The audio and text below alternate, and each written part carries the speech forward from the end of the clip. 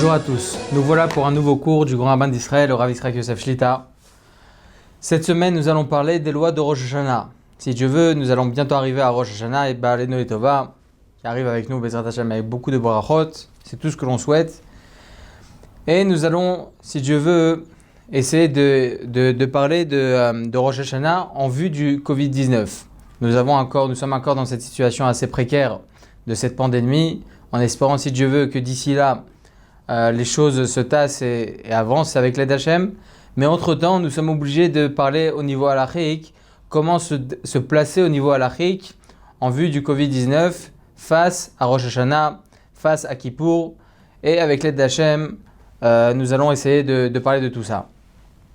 Il faut savoir qu'en Israël, par exemple, en vue des fêtes de Tishri qui arrivent, nous aurons beaucoup plus de restrictions que durant toute cette année, que durant ces derniers mois du moins, au niveau des synagogues. On sait très bien que la loi demande à ce qu'il y ait des distanciations sociales, à ce que nous nous protégeons au niveau de l'hygiène, et nous nous protégeons aussi avec le masque. Avec le masque, comme on sait tous.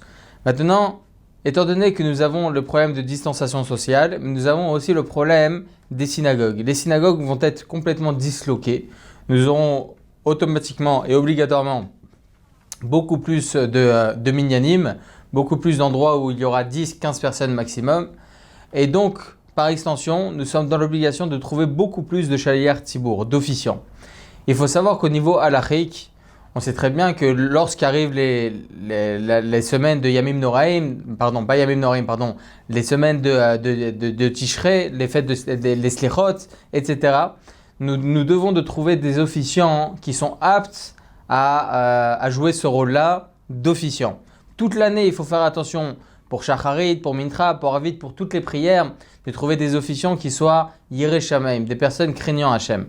Mais pour les périodes de fête de Tishrei, Rosh Hashanah, Kippour, les Slichot, nous devons d'être encore plus pointilleux. Pour quelle raison ? Parce que ce sont des moments de tfilot et de prière très importants pour toute l'année. Ce sont des moments de miséricorde pour Hachem, demander miséricorde, pour que Hachem nous fasse en sorte que Bezrat Hachem, toutes nos fautes soient annulées et que nous puissions passer Bezrat Hachem une meilleure année l'année prochaine en espérant qu'il n'y ait plus cette pandémie et tout cela et en espérant pourquoi pas aussi le Mashiach. Donc trouver des officiants qui soient Yirei Shamayim, des officiants qui craignent Hachem. Il faut savoir que ce n'est pas seulement la voix qui compte. Bien évidemment, une belle voix va faire en sorte à ce que tous les fidèles puissent bien écouter la prière et puissent faire leur prière avec attention. Mais ce n'est pas que la voix qui compte. La voix important, encore une fois c'est important, mais il faut aussi que ce shaliach tzibour, cet officiant, soit Yirei Shamayim, craigne Hachem, qui connaissent les lois, qui sachent lorsqu'il fait Nagdishar Venaritza par exemple, il faut qu'il pense à acquitter ceux qui n'ont pas encore fini la Mida. Par exemple, c'est un exemple parmi tant d'autres. Connaître, savoir comment faire le Kaddish, comment faire la répétition de la Mida, à quel moment faire la répétition de la Mida, de quelle façon nous devons avoir une attention particulière pour pouvoir acquitter les autres. Tout ça, c'est important et c'est important de connaître. Et en plus de cela, nous avons, durant cette période, des Slichot, aussi le fait que nous devons être l'ishpor sicho, c'est-à-dire nous devons défiler son cœur, défiler notre filote face à Hachem pour qu'il soit miséricordieux face à nous. C'est pour cela, étant donné que cette année nous devons avoir beaucoup plus de minyanim, donc automatiquement nous devons avoir beaucoup plus d'officiants et trouver le plus d'officiants possible, Yirei Shamayim, craignant Hachem pour qu'il puisse et qu'il fasse attention pour ce rôle d'officiant. Mais aussi, mis à part l'officiant, il faut aussi une personne qui sonne le shofar. Il y a écrit comme ça que trouver une personne apte à sonner le shofar, c'est plus difficile que de trouver une personne apte à officier pour les prières. Pour quelle raison ?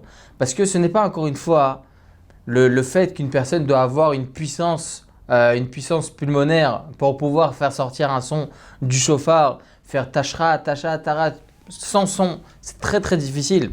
Ça c'est au niveau physionomique, au niveau physique, mais aussi au niveau halachique. Il faut connaître et savoir comment sonner chaque son. Et ça avec l'aide d'Hachem, on va essayer de développer très très rapidement bien évidemment, mais essayer de développer les choses pour que chaque personne, c'est rare, ok, mais que chaque personne puisse apprendre et savoir comment sonner le shofar et comment faire en sorte à ce que la mitzvah soit accomplie comme il se doit. Tout d'abord, il faut savoir que cette année, étant donné que nous allons disloquer les minyanim en plusieurs endroits, qu'il y a 10, 15 personnes, 20 personnes maximum dans chaque endroit, évidemment, le jour de Rosh Hashanah et le jour de Kippour, il y a bien plus de monde qu'habituellement, parce que même les gens qui en général ne prient pas dans les synagogues, qui sont un peu loin de la religion, ils viennent lors des fêtes de Rosh Hashanah et de Kippour, surtout Kippour.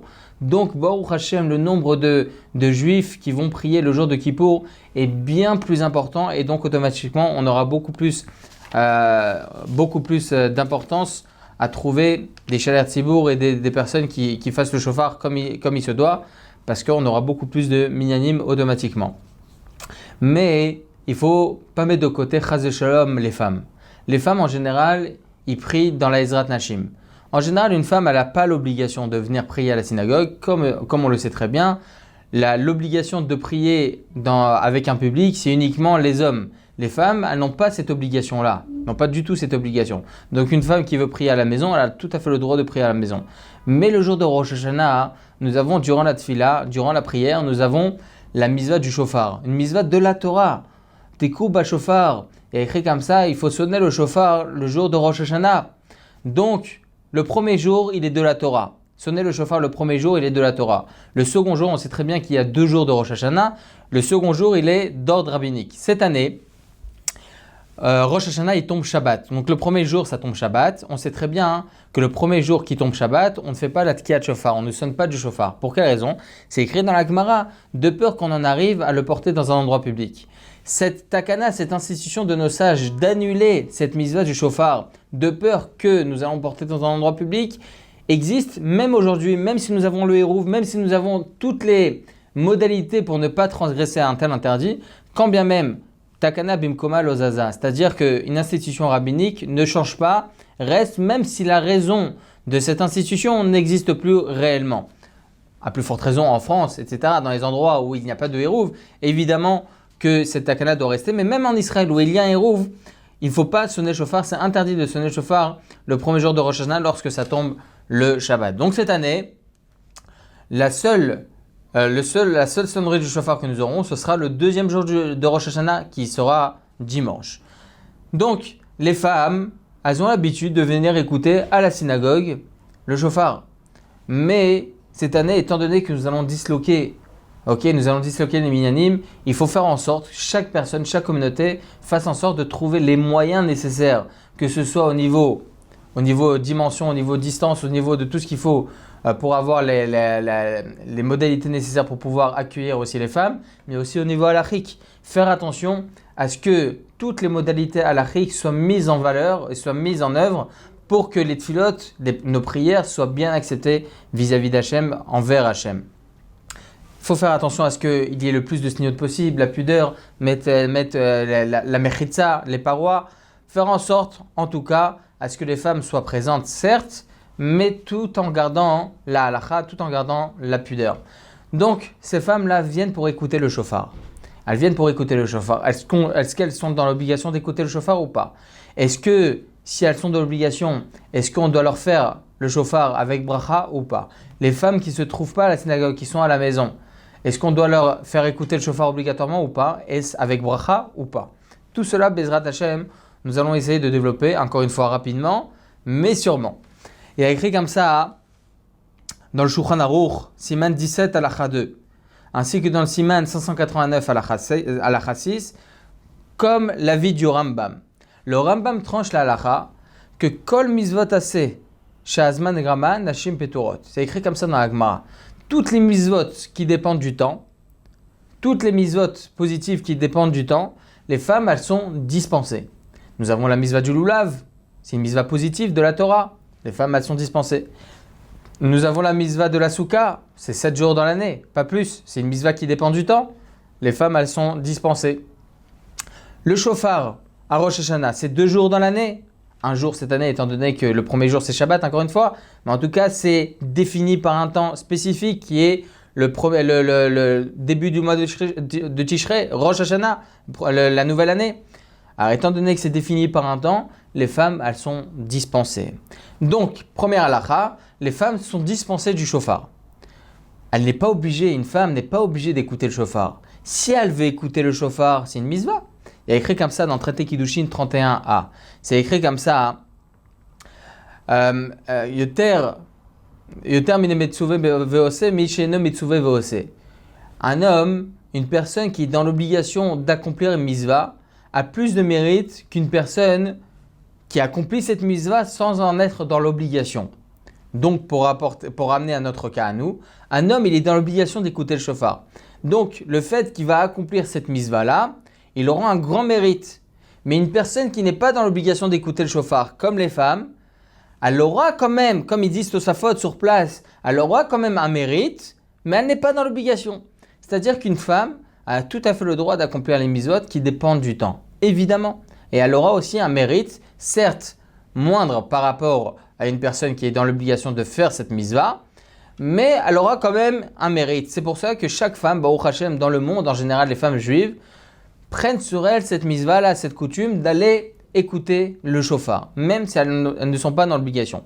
Donc il faut faire en sorte, le jour de Rosh Hashanah, de trouver les moyens nécessaires, encore une fois, tout en gardant la pudeur, pour pouvoir leur trouver les paravents, etc., qu'elles puissent participer aux tfilot et aux prières de Rosh Hashanah.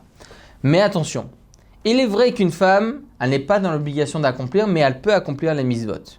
Les mitzvot qui dépendent du temps, encore une fois. Il y a des mitzvot qui dépendent du temps, certes, mais il y a aussi des mitzvot négatives qui dépendent du temps. Par exemple, le Shabbat, c'est une mitzvah qui dépend du temps. Et quand même, les femmes, elles sont dans l'obligation de suivre le Shabbat. Évidemment, pour quelle raison? Parce que, mis à part le fait que nous avons la mitzvah positive de garder le Shabbat, nous avons une mitzvah négative de ne pas, chas v'shalom, transgresser le Shabbat. Donc, étant donné qu'à l'intérieur, il y a aussi une mitzvah négative de ne pas, une femme a l'obligation de tout accomplir. C'est pour ça qu'une femme elle est dans l'obligation, évidemment, de faire le Shabbat. Mais attention, on a dit maintenant qu'une mitzvah qui dépend du temps, une femme, elle est dispensée, mais elle peut l'accomplir.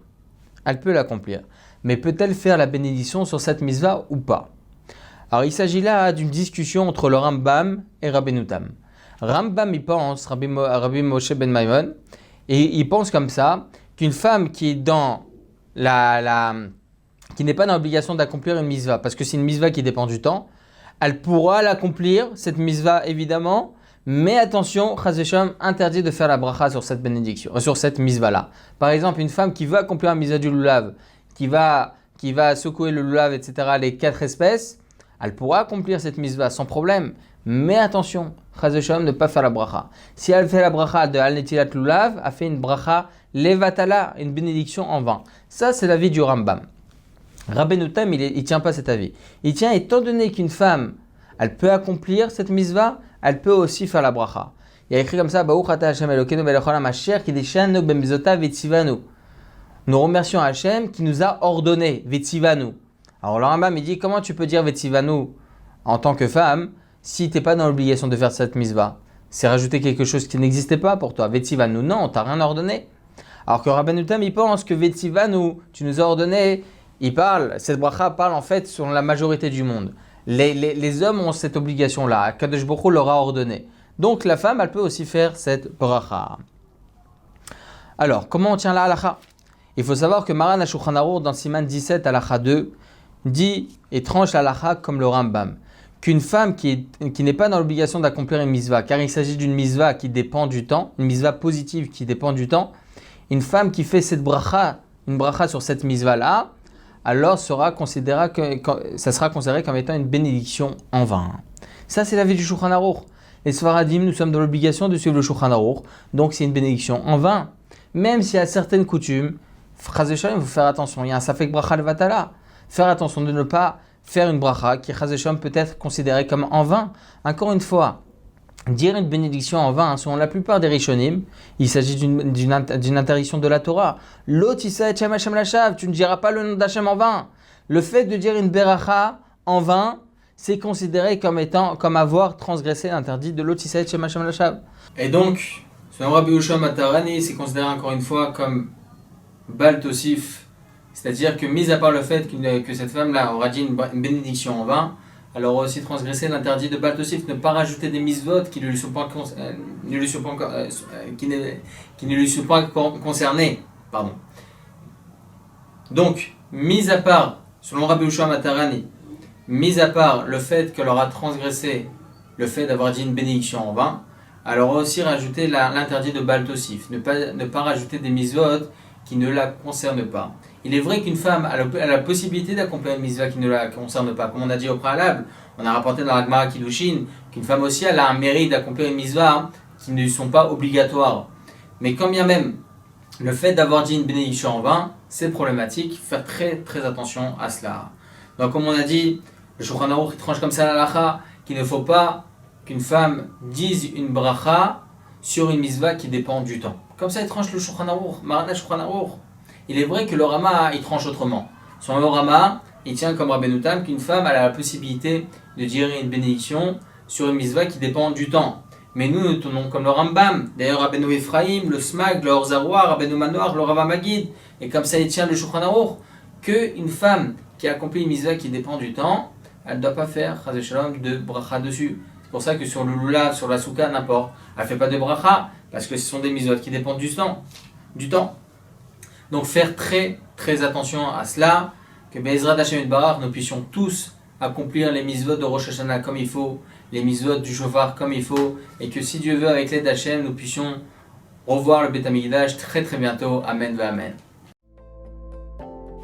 Torah Box, c'est une véritable yeshiva en ligne qui va vous permettre d'étudier les textes de référence dans les mots Talmud, Livre des prophètes, Chassidut, Moussar, Pensée juive, Halakha. Des dizaines d'œuvres disponibles avec pour chacune d'elles un enseignement adapté. En un seul clic, où que vous soyez, à n'importe quelle heure du jour ou de la nuit.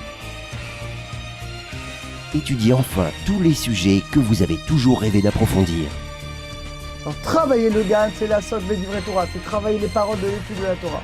Et c'est quoi garder le GAN? C'est l'ishma, mitzvota, de garder le mitzvot. Aujourd'hui, la Torah n'a jamais été aussi proche de nous.